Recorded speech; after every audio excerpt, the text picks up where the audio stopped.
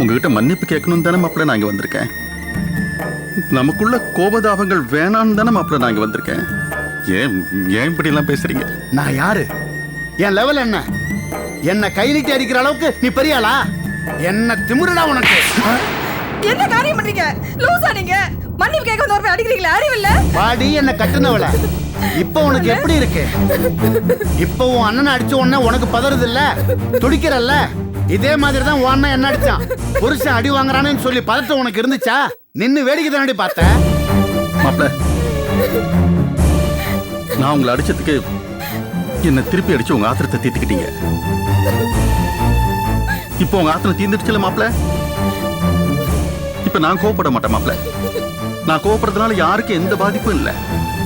ஆனா பாண்டிக்கும் கோபிக்கும் பாதிப்பு வந்துடுமோன்னு தான் அந்த ஆத்திரத்துல நான் அடிச்சிட்டேன் மாப்பிள்ள. மத்தபடி நான் வேணும்னு அடிக்கல மாப்பிள்ள. நீ வேணும்னு அடிச்சாலும் வேணாம்னு அடிச்சாலும் அடி அடிதான், வலி வலிதான், அவமானம் அவமானம் தாயா மாப்பிள்ள.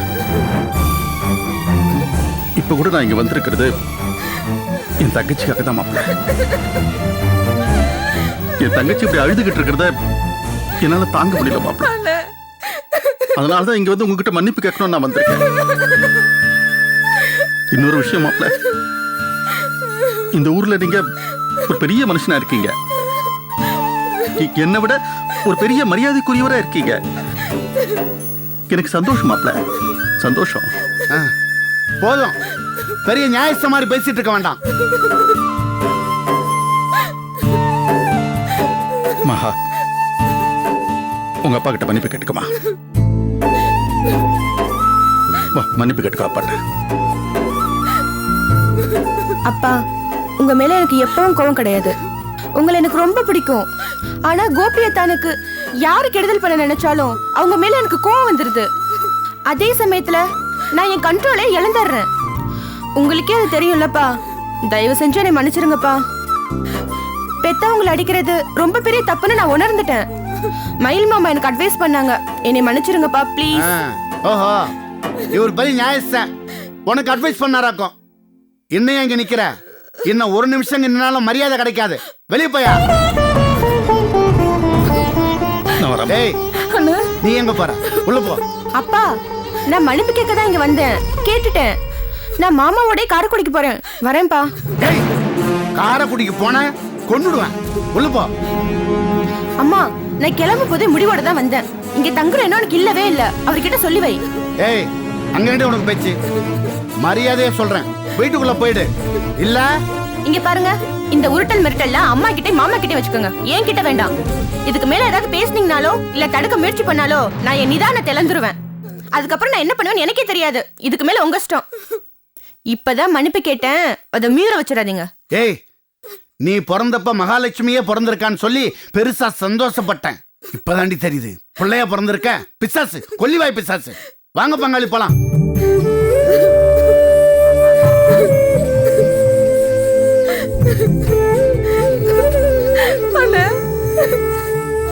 தயவு செஞ்சு மன்னிச்சிருங்க. இது வழக்கமா நடக்கிறது நம்ம. ஒவ்வொரு தடவும் அண்ணன் நானும் இங்க இவர்கிட்ட மன்னிப்பு கேட்கலான்னு வரும்போது பெருங்கையோட திரும்பி போவோம். இப்போ ஒரு அடியோட திரும்பி போவேன்.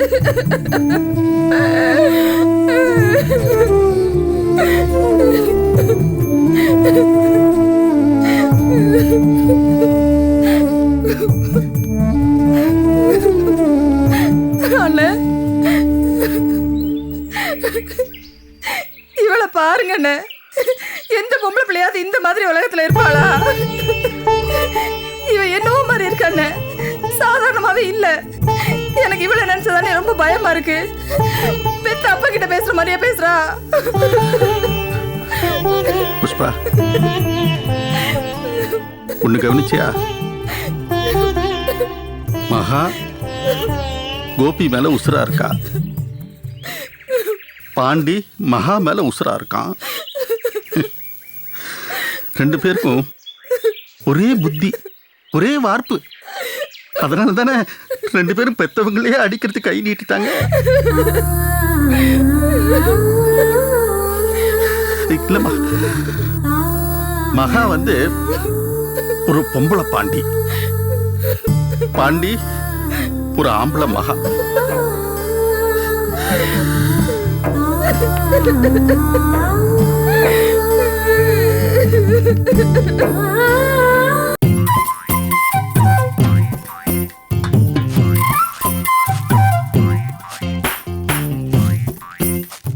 அக்கா இந்த புட்டையாவது டேஸ்டா செஞ்சிடுவியா?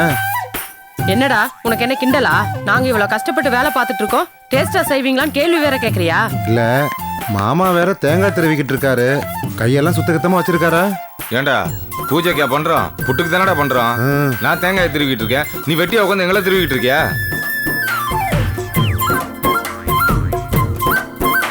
போ போ.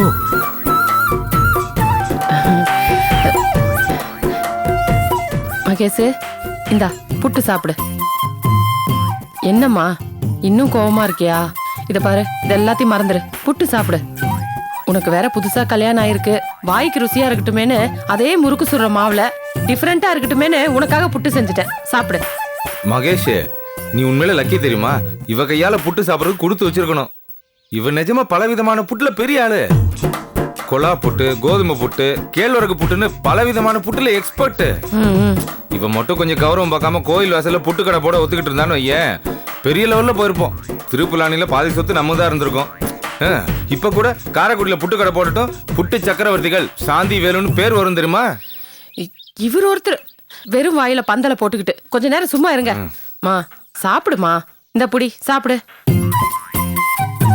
பாத்தியா, உன் புட்டு புகழ சொன்னதான் சாப்பிடவே ஒத்துக்கிச்சு.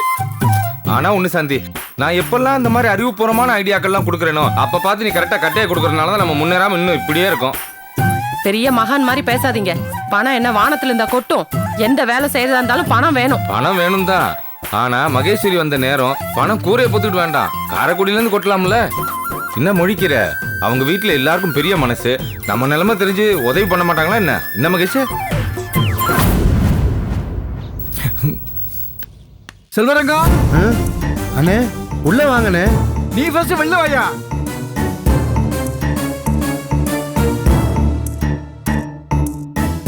அண்ணே எதுவா இருந்தாலும் வீட்டுக்குள்ள வந்து பேசலாம்ல. சொன்ன காப்பாத்தினே, நீ எல்லாம் ஒரு மனுஷனா? அண்ணே இப்படி கோவப்பட்டா எப்படின்னு? உள்ள வாங்க, புட்டு சாப்பிடுறீங்களா? நீ முதல்ல உன் வாய முடியா. எதுவா இருந்தாலும் நான் செல்வரங்கத்திட்ட பேசிக்கிறேன். செல்வரங்கம், உனக்கு நான் பல தடவை சொல்லிட்டேன், கடையை காலி பண்ணு, கடையை காலி பண்ணுன்னு சொல்லி. நீ அதை பத்தி கண்டுக்கவே மாட்டேங்கிற. மரியாதை கிட்ட போட்டு கடையை காலி பண்ணலன்னா? அண்ணே இப்படி அவசரப்பட்டா எப்படின்னு? நான் தான் கடையை காலி பண்றேன்னு சொல்லிட்டேன்ல. என்னது, நான் அவசரப்படுறேனா? பல தடவை சொல்லிட்டேன், துபாயில இருந்து உனக்கு நான் போன் பண்ணி கடையை காலி பண்ணுன்னு சொல்லி. அது மட்டும் இல்ல, நேர்லயும் வந்து சொல்லியிருக்கேன். ஆனா அதை பத்தி நீ யோசிக்கவே இல்ல. உப்பு போட்டு தான் சாப்பிடான்னு எனக்கு தெரியல. சூடு சோறுன கொஞ்சமாவது இருக்கா உனக்கு? அண்ணே என்னென்ன இப்படி பேசுறீங்க? ஏதோ எங்க சந்தர்ப்ப சூழ்நிலை இந்த மாதிரி ஆயிப்போச்சு, கொஞ்சம் பொறுமையா இருங்க. யாரு நான் பொறுமையா இருக்கணுமா? நாளை சாயங்காலத்துக்குள்ள கடையை காலி பண்ணலன்னு வச்சுக்க, அவ்வளவுதான். நானே கடையை காலி பண்ணுவேன், ஜாக்கிரதை. கடைக்காரனும் வீட்டுக்காரனும் மாத்தி மாத்தி வந்து காலி பண்ணுன்னு அக்கம் பக்கத்துல நம்ம இமேஜை காலி பண்ணிடுவாங்க போல இருக்கு. சரி சரி அக்கா, மகேஷ்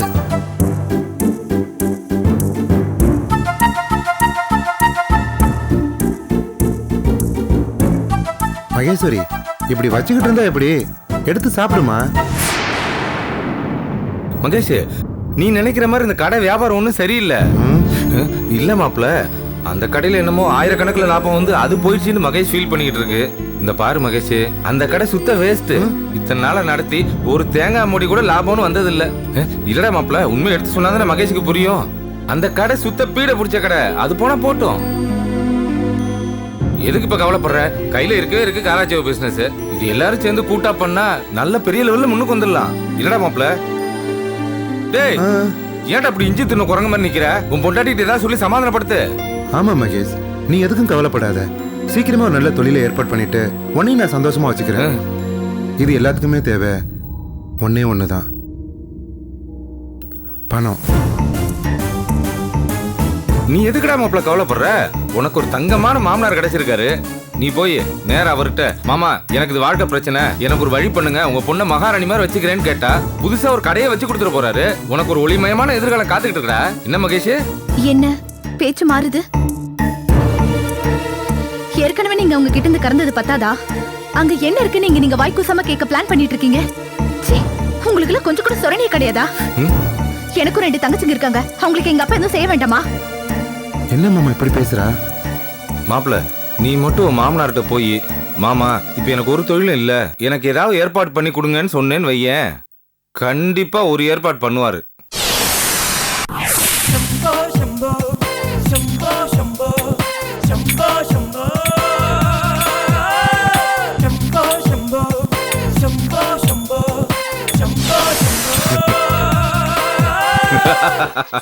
நல்லாதான் இருக்கு மாப்பிள.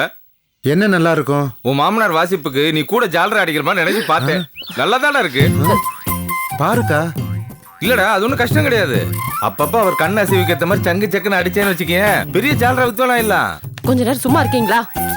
ஏதோ பிசினஸ் பண்றதுக்கு நல்ல ஐடியா கொடுப்பீங்கன்னு பார்த்தா கண்ணா பின்னான்னு உளறிட்டு இருக்கீங்க. அது ஒண்ணும் இல்ல சாந்தி, புருஷங்கிற பேர்ல 10 பைசா வாங்காம உனக்கு பண்ணிக்கிட்டு இருக்கிறத அவனை சபையில வச்சு பண்ண சொல்றேன். ஒரு தொழில் ஆயிடுச்சுன்னா வருமானம் வரும்ல, அதுக்காக சொல்றேன். கொஞ்ச நேரம் வாயை மூடிக்கிட்டு சும்மா இருக்கிறீங்களா?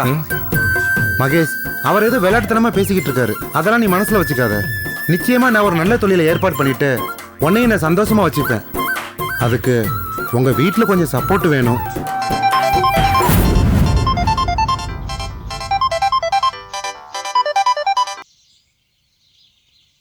ஹலோ அப்பா. மகேஷ், நல்லா இருக்கியா? நல்லா இருக்கேன்ப்பா. மாப்பிள்ளை நல்லா இருக்காரா? நல்லா இருக்காரு. உன் குரல் என்னம்மா ஒரு மாதிரியா இருக்கு? அதெல்லாம் ஒண்ணும் இல்லப்பா. உடம்ப பாத்துக்கம்மா. சரிப்பா. மகேஷ், நீ சந்தோஷமா இருக்கல்ல? சந்தோஷமா இருக்கேன். போனை வச்சிடுறேன். சரிப்பா.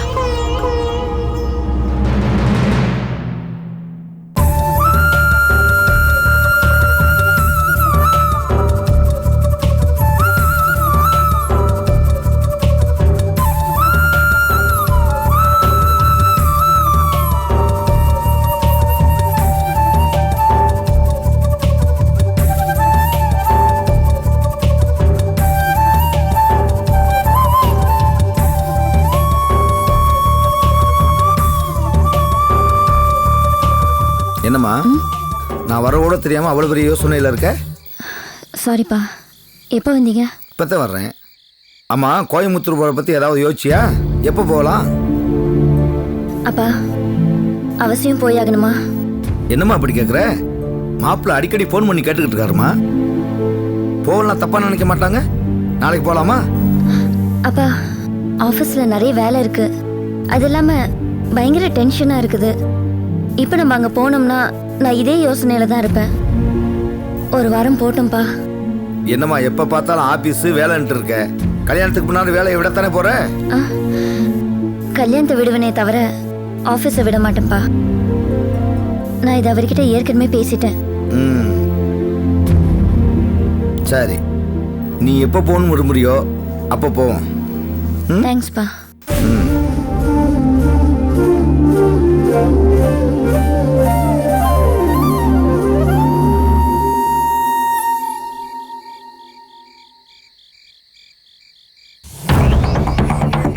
ஏய் நில்டி.